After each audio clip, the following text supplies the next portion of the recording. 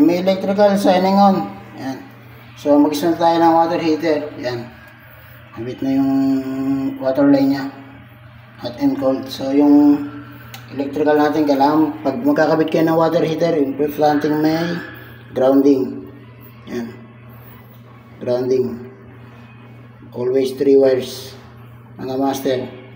Napakalaga ng grounding, lalo na pag mga itong mga heater, mga wet area. Okay?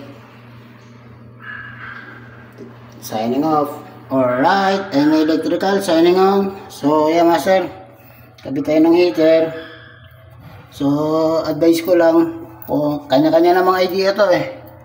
So, para sa akin lang, magkakabit tayo ng ganitong multi-point na 5,500 kilowatts na water heater. Mas prepared ko na irekta na lang. Rektan nyo na lang kaysa gumamit kayo ng mga outlet na 20 amps. Minsan kasi nasusunog yung plug niyan, lalo na yung mga eagle na itim.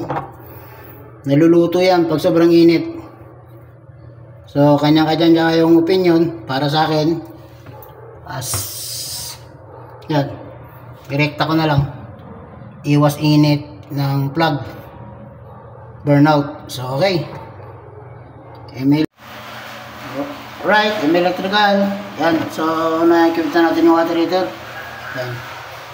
Naka-on yung LCB niya, ibig sabihin indicating na gumagana yung earth leakage circuit breaker niya, LCB, ELCB. Yan, earth leakage circuit breaker. Pag nagkaroon ng ground fault, ng grounding, magtitrip yan. Okay, so naka-off siya, yan, naka-off. So testing tayo. Bukas tayo ng valve. Yan. Ayan, okay. Umilaw na siya. Subukan i-off yung valve. Ayan, nag-off na. Yun. So, testing natin kung mainit yung tubig o mainit na yung kapitbahay nyo. Ayan na. Ayan. Yun, mainit na. Right. Mainit. So, testing naman natin yung sa bathtub. Ayan.